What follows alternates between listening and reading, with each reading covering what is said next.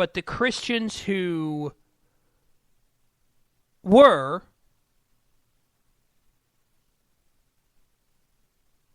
they need to remember their own history.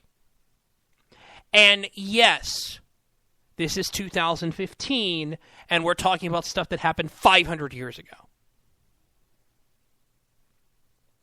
600 years ago. Sometimes 400 years ago. But it's still a part of the faith's history. It's a part of the history of Christianity. An unfortunate part of Christianity. But I love the other thing that I love a part of this is the reaction that has been there. I mean, Ruth Marcus, here's now the counterpunch that the president's allies are doing. Ruth Marcus at the Washington Post basically said, such is the daggers-drawn state of political discourse in Washington these days, that President Obama could go to the National Prayer Breakfast, call the Islamic State a brutal, vicious death cult, and still end up being assailed by conservatives. Now, here's what I find so funny is that Marcus says that the president's comments don't need to be put into context. But context is always key here.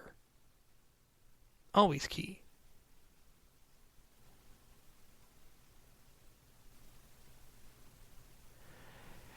And it's just hilarious.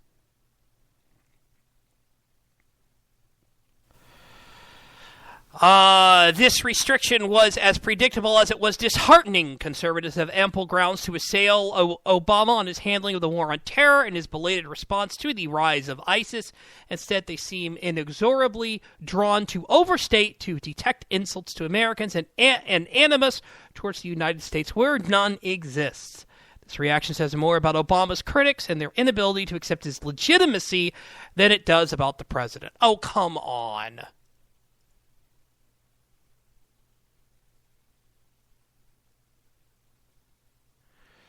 Come on.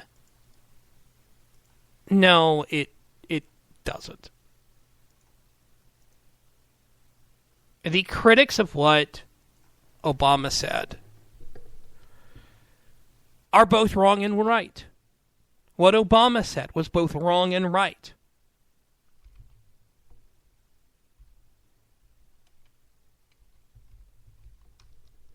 I'll say it.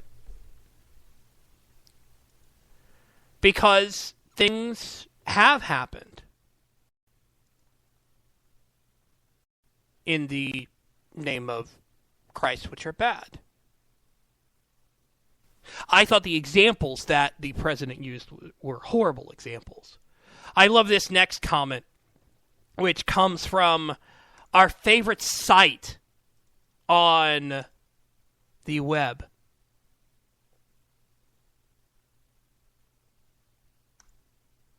Favorite site on the web.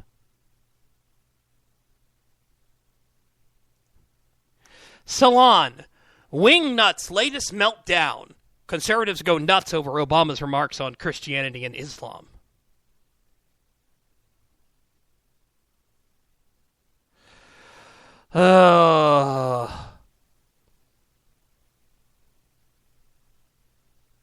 It's always funny.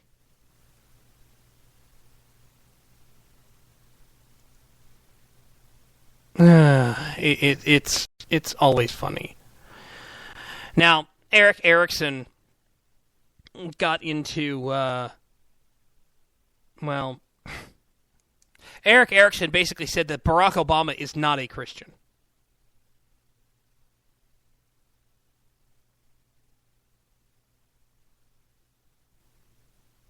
He said that Barack Obama is not in any meaningful way a Christian, and I am not sure he needs to continue the charade. With no more elections for him, he might as well come out as the atheist agnostic that he is. Took the first step in doing so in a speech reeking with contempt for faith in general and Christianity in particular. I read the transcript, and I didn't think that it was contempt for religion. I really don't. And yeah, there are those out there who think that Obama, including his allies, are, they think that he is an atheist. I don't know. As far as I'm concerned when it comes to discussions of somebody's faith or whatever, that's between them and God. It really is. That's between them and God, and I'm not going to question that, really. Between them and God. Now, a part of the problem that Eric Erickson had was he used, again, broad brushes, and that's a problem. Saying that the violent acts are not representative of Islam, the president then attacked Christians for the Crusades, started in response to Islamic invasion, the Inquisition, a Catholic thing, not as Protestants, slavery, abolished thanks to Christians, and Jim Crow. Dr. King also had a reverend in front of his name. Now, the reason why I say that he did broad brushes is the fact that, there is the revisionist history regarding the Inquisition that people are still trying to figure out. And yeah, it was done by Catholic monarchs, but the church wasn't necessarily in favor of it. One of the things, if you go back and look at the history of the Inquisition, the church, even though they eventually issued a papal bull, the Pope was not in favor of it and fought against it. And the only reason why he released it and said, okay, fine, we'll do it, was the Kingdom of Spain said, if you don't, we're going to withdraw support. And at the time, the Kingdom of Spain was the big boys on the block.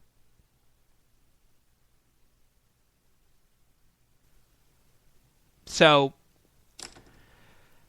that's just the way I look at it. Oh, I do want to get to this one comment that Jim Gilmore had on CNN that I wanted to start laughing, and I may start laughing. Here's what he said to CNN. Probably strategically and historically the worst thing that a president could have said at this moment because of the existing crisis that is going on to this day. The worst thing? No. That's not the worst thing that could have been said. The worst thing that could have been said if he had stood up there and he had said, hey, guess what? I'm perfectly happy with what ISIS is doing. And I support everything. And I'm glad they're doing what they're doing. That was the worst thing that he could have said. But the comment that, no, that's not the worst. It's not the worst. It really isn't. And so I think that when you run into these situations,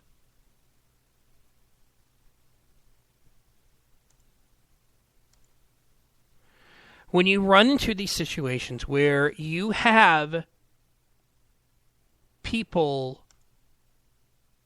make comments about Christianity that, while they are slightly true, context needs to be given.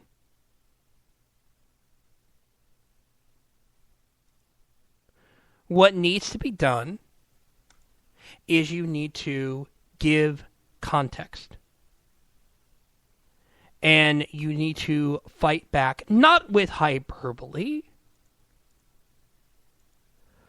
but with explanation.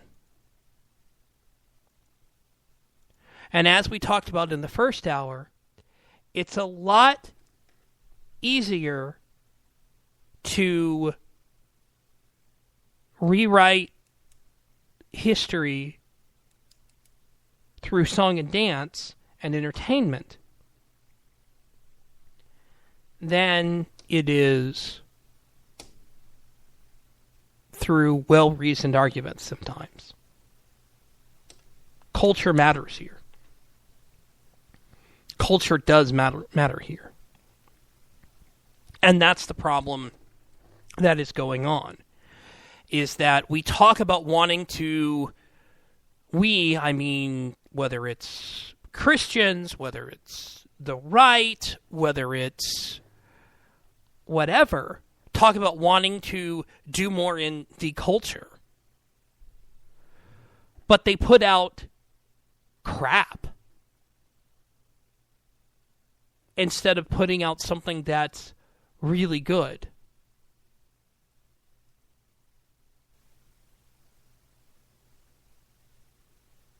That's the problem.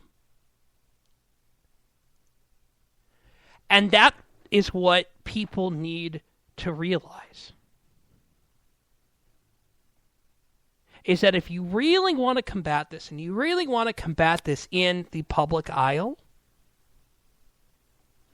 in the public eye, the way you do it is you put out something good to fight against it. You have the legal basis for it, the scholarly basis for it, the ability to argue it in the scholarly fashion, but then you have to boil it down to a simple explanation. I've been reading The Road to Serfdom by F.A. Hayek for a very long time, for over a month.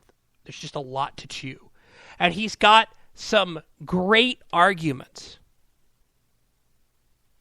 But they're so dry that the normal person out there, the non-politico out there, might not understand it.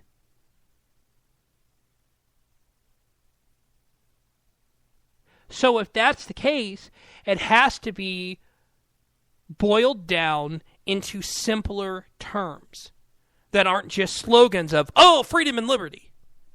No. Better simple terms. And good music.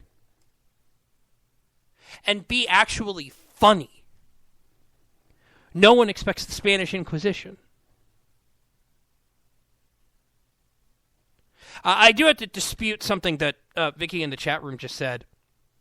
I live in Dallas, so there's a church on every other corner. Nah, it's every, third or fourth corner. It's not every other corner.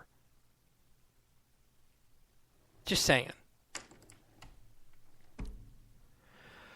So what are we going to talk about after the bottom of the hour? Because I'm done with my history lesson. Oh, I know. Let's talk vaccines. Shall we? Let's get into vaccines.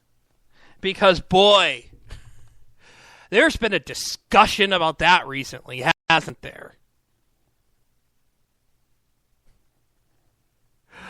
Let's talk vaccines.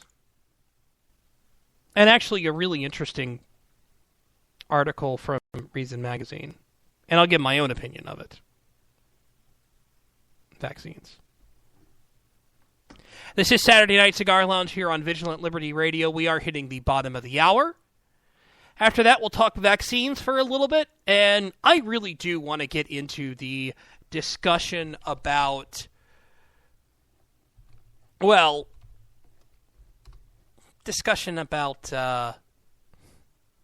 new DC Comics, if we have time.